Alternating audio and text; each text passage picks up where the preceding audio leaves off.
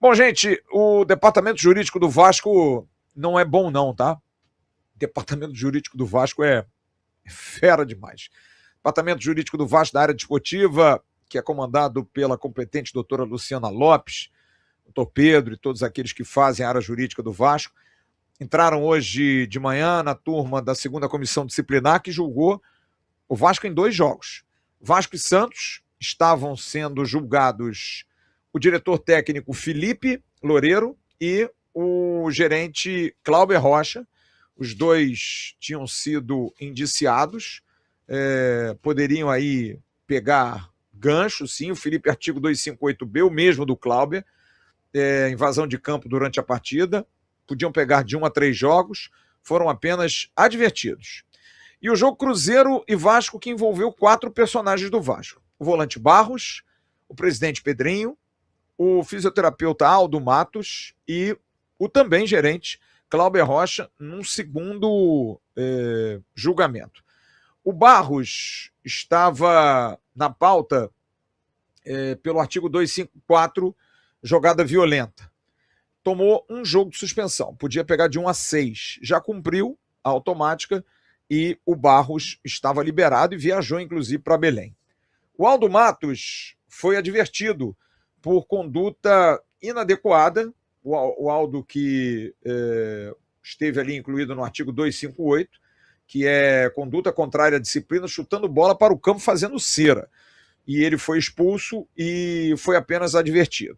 E o Cláudio Rocha, que estava no artigo 191, descumprimento de regulamento, pegou uma multa de R$4.000. Mas a grande preocupação era com o presidente Pedrinho, porque Pedrinho estava dentro de artigos que poderiam dar a ele de 15 a 180 dias. O artigo 258, no parágrafo 2º, diz respeito à arbitragem, mas ele foi absolvido. Uma defesa brilhante dos advogados do Vasco, e o tribunal chegou à conclusão de que não houve desrespeito pessoal do Pedrinho com o Lucas Torezin, o árbitro da partida. Pedrinho cobrou duramente, firme, mas não agrediu verbalmente, não xingou, nem nada disso. O Pedrinho até foi admoestado lá com gás de pimenta e tudo mais, um negócio meio brabo, a polícia meio que pegou pesado, mas o presidente Pedrinho foi absolvido.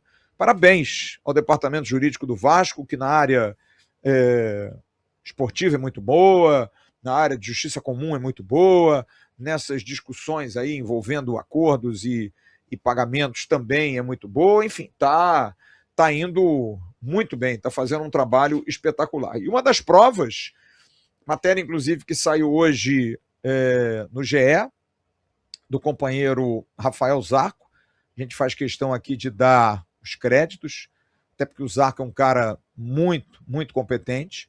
Vasco tem oposição de credores que criticam o plano de pagamento na CBF, segundo muitos, incentivo à inadimplência. O Vasco propôs o pagamento coletivo de máximo 10 milhões por ano até 2038 na Câmara de Disputas, e Fluminense, Santos e Bragantino e alguns agentes estão entre os credores. Reclamaram porque foi feita uma nova tentativa do 3º plano coletivo de pagamento da CNRD, que é a Câmara Nacional de Resolução de Disputas. O Vasco propôs esses 10 milhões por ano até 2038. O Vasco, que já começou a pagar recentemente um outro acordo também de 10 milhões, e os clubes e agentes, o André Cury, da empresa Link, a OTB Esportes, a Guadano Esportes, do Cláudio Guadano, todos reclamando, querendo garantias de pagamento, e reclamam do tal do incentivo à inadimplência. Essa proposta foi enviada à relatora Ana Beatriz Macedo, e o Vasco usa de alguns argumentos, a começar aqui, primeiro, pelos argumentos daqueles que reclamam.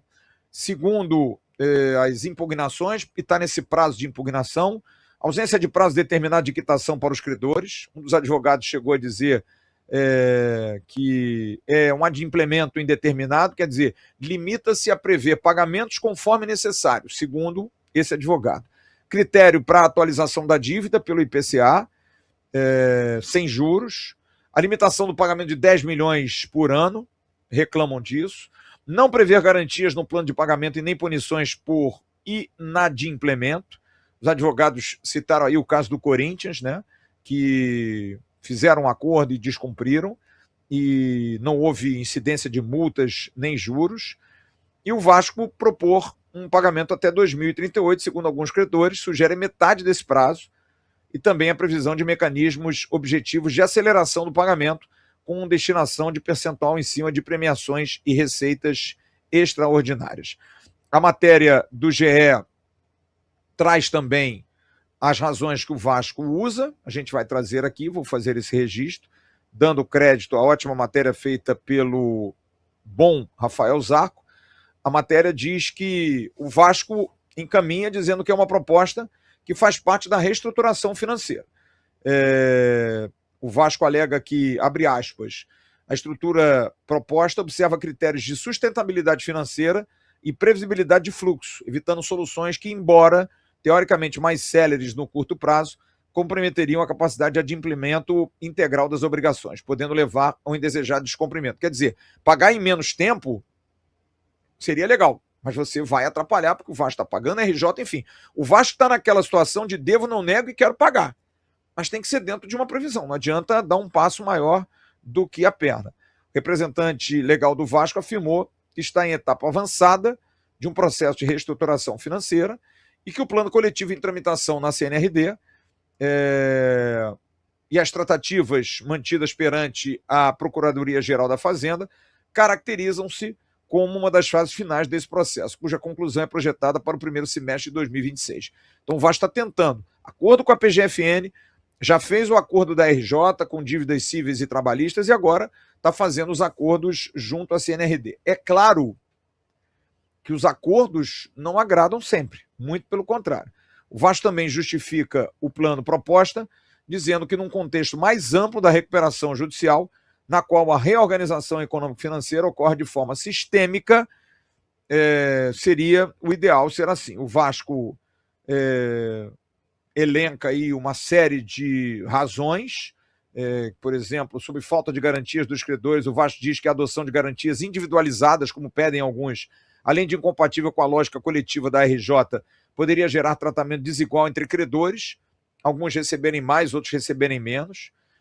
Alguns clubes reclamaram o fato do Vasco ter feito uma janela contratando jogadores, e o Vasco afirmou à Comissão Nacional, à Câmara Nacional de Resoluções, que sua política de contratações observa estritamente os limites orçamentários e as diretrizes estabelecidas no âmbito da reestruturação, sendo tais despesas compatíveis com o planejamento financeiro aprovado e indispensáveis à manutenção da atividade esportiva do clube e da geração de receitas.